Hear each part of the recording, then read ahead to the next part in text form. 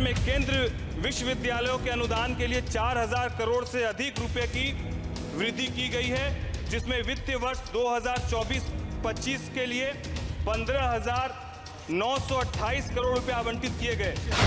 जहां एक तरफ बिहार के हमारे नौजवान साथी शिक्षा दीक्षा के क्षेत्र में कड़ी मेहनत करके अपने जीवन को बदलने के लिए प्रयासरत है, वहीं इस वर्ष उच्च शिक्षा के लिए आवंटन 2023-24 के संशोधित अनुमानों में 57,244 करोड़ से घटकर 2024-25 में 47,620 करोड़ हो गया, जो पिछले साल के मुकाबले 16.8% की महत्वपूर्ण कमी दर्शाता है। पोषण योजना पहले से ही पर्याप्त धनराशि के अभाव में संघर्ष कर रहा है। नमस्कार, मेरा नाम आलोक है, आप लाइव स्ट्रीम देख रहे हैं। देखिए, देश के संसद में आज दो सांसदों ने अपनी अपनी बात रखी है, लेकिन उन दोनों ही सांसदों की बात सुनने लायक है। एक तरफ है राजेश वर्मा, जो कि खगड़िया से सांसद हैं, चिराग पासवान की पार्टी लोजपा रामविलास से वो सांसद हैं। उन्होंने शिक्षा पर बोलते हुए, शिक्षा मंत्रालय पर बोलते हुए उन्होंने कहा कि जो सेशंस लेट होते हैं, यानी कि जो यूनिवर्सिटीज़ में, विश्वविद्यालयों में सेशन लेट चलता है, ये एक गंभीर विषय है। सरकार की खूब तारीफ भी की है, लेकिन सेशन लेट चलता है, ये एक विषय उठाया। वहीं दूसरी ओर सुधाकर सिंह, जो कि बक्सर से सांसद हैं, आरजेडी के सांसद हैं, उन्होंने आईना भी दिखाया है कि बिहार को विशेष पैकेज के नाम पर क्या मिला, शिक्षा जगत को क्या मिला। केंद्रीय विश्वविद्यालय की बात हुई थी, पटना यूनिवर्सिटी को सेंट्रल यूनिवर्सिटी का दर्जा देने की बात हुई थी, उस पर क्या हुआ, ये तमाम बातें उन्होंने रखी हैं। एक तरफ जहां राजेश वर्मा सरकार की प्रशंसा कर रहे हैं, लेकिन जो सेशंस लेट चलते हैं, जो सत्र काफ़ी धीमी रफ्तार से चलते हैं, उससे विद्यार्थियों को काफ़ी दिक्कत होती है, वो बात रखी है। वहीं सुधाकर सिंह ने सत्ता पक्ष को आईना भी दिखाया है।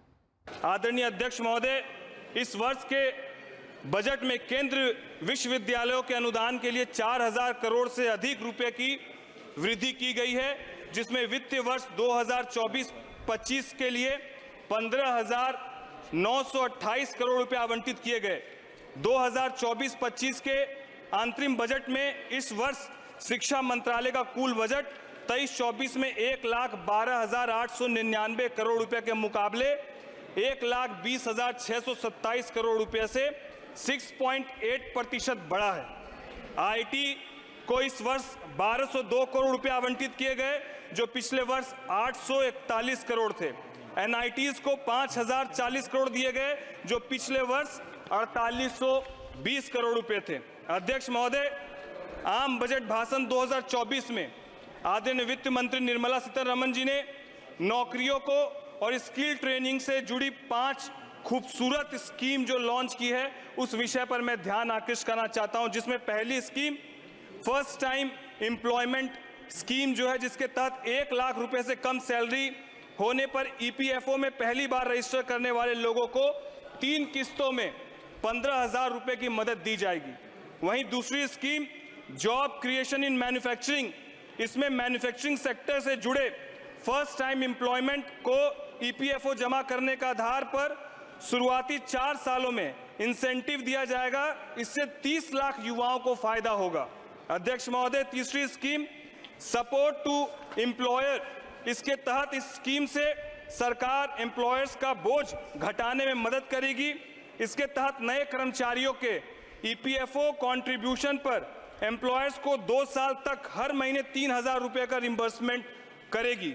चौथी scheme participation of women in workforce, जिसमें नौकरियों में महिलाओं की हिस्सेदारी बढ़ाने के लिए वर्किंग वुमेन हॉस्टल और कई तरह के विमेन स्किलिंग प्रोग्राम शुरू किए जाएंगे। पांचवी स्कीम स्किलिंग, जिसके तहत 20 लाख युवाओं को 5 साल में खाद स्किल से ट्रेनिंग किया जाएगा। 1,000 इंडस्ट्रियल ट्रेनिंग इंस्टीट्यूट अपग्रेड किए जाएंगे। हर साल 25,000 स्टूडेंट को स्किलिंग लोन का फायदा दिया जाएगा। सरकार 500 टॉप कंपनियों में 1 करोड़ युवाओं को इंटर्नशिप देने का काम करेगी। सरकार ने 2014 से 2024 तक 7 नए आईआईटी और 7 नए आईआईएम खोले हैं। देश में 3,000 नए आईटीआई बनाए गए, 16 ट्रिपल आईटीज और 390 यूनिवर्सिटी शुरू की गई है। और पिछले 10 सालों में हायर एजुकेशन में 28% तक की बढ़ोतरी देखने को मिली है। आज विभिन्न स्टार्टअप्स के माध्यम से युवा विश्व भर में भारतीय ध्वज को ऊंचा उठा रहा है। पिछले 10 वर्षों में उच्च शिक्षा संस्थान में 11% की वृद्धि हुई है, जिसमें सार्वजनिक विश्वविद्यालयों की संख्या 316 से बढ़कर 480 हो गई है। तकनीकी विश्वविद्यालयों की संख्या 90 से बढ़कर 183 हो गई है।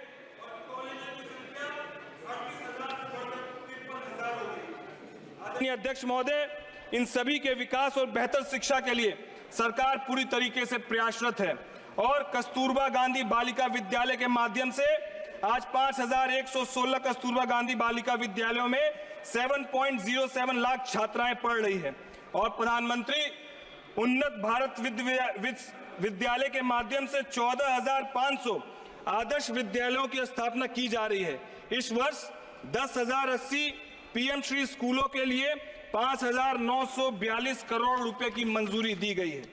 आदरणीय अध्यक्ष महोदय, आपके माध्यम से मैं एक प्रमुख विषय जो बिहार का भी है उसको उठाना चाहूंगा, जो सेशन डिले का विषय है, जहां एक तरफ बिहार के हमारे नौजवान साथी शिक्षा दीक्षा के क्षेत्र में कड़ी मेहनत करके अपने जीवन को बदलने के लिए प्रयासरत है, वहीं पर यूनिवर्सिटीज का सेशन 3 साल के बजाय 5-5 सालों में पूरा होता है, जिससे वो अपने आगे आने वाली जो पढ़ाई है उसको पूरी ठीक ढंग से पूरा नहीं कर पाते। मैं चाहूंगा उस ओर आपका ध्यान आकृष्ट हो, और क्योंकि ये बात बिहार की है और युवाओं की है, तो मैं कहना चाहूंगा कि बीज बोलो फूल खिलकर चमन को बहार देंगे और आप दिशा दे दो, बिहार के नौजवान इस राष्ट्र को संवार देंगे, इस राष्ट्र को संवार कर देंगे। साथ ही साथ मैं चाहूंगा कि मेरे लोकसभा क्षेत्र खगड़िया में अध्यक्ष महोदय एक यूनिवर्सिटी की मांग आपके माध्यम से करना चाहता हूं, और साथ ही साथ खगड़िया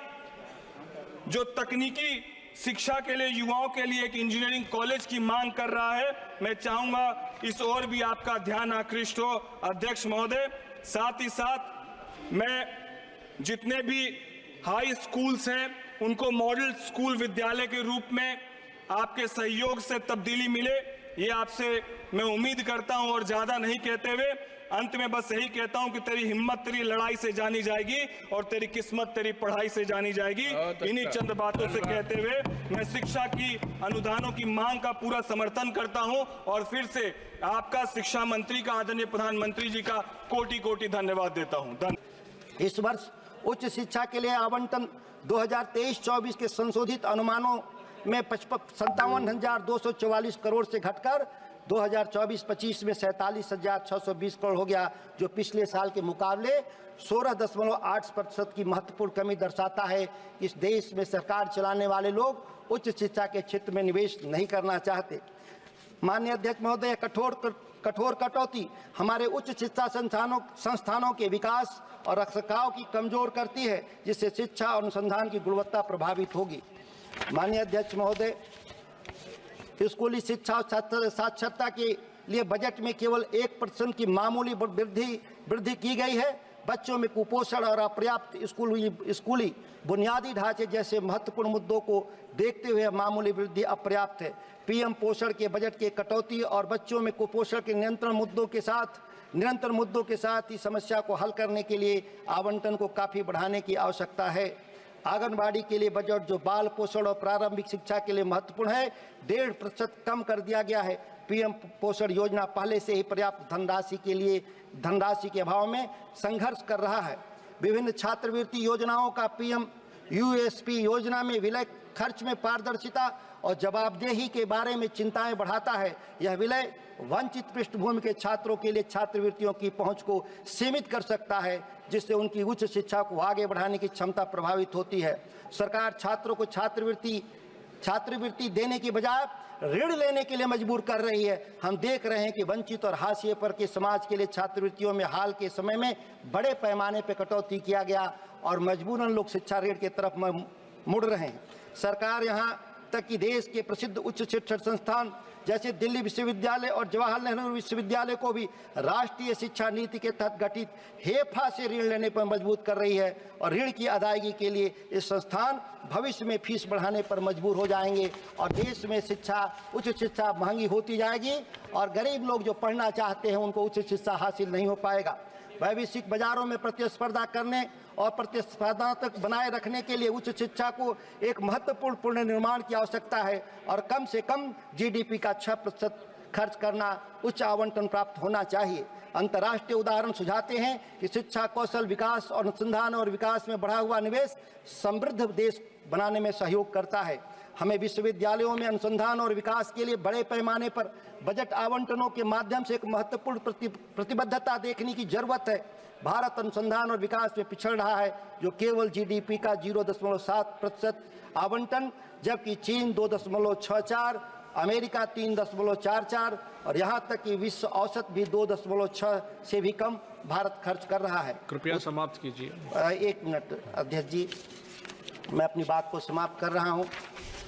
मैं केंद्र सरकार से मांग करता हूँ कि मैं बक्सर की उस धरती से आता हूँ जहाँ भगवान राम को ज्ञान प्राप्त हुआ था, विश्वामित्र के आश्रम से।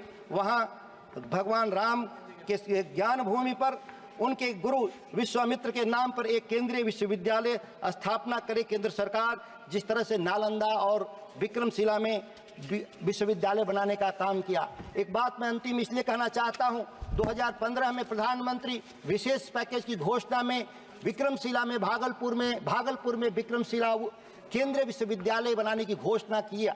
2024 आज आ गया, आज तक एक भी पैसे का उसमें आवंटन नहीं होना, यह दुखद है। और जो विशेष पैकेज की जो घोषणा हुई उसमें शिक्षा में कोई भी पैसा निवेश करने का काम नहीं किया।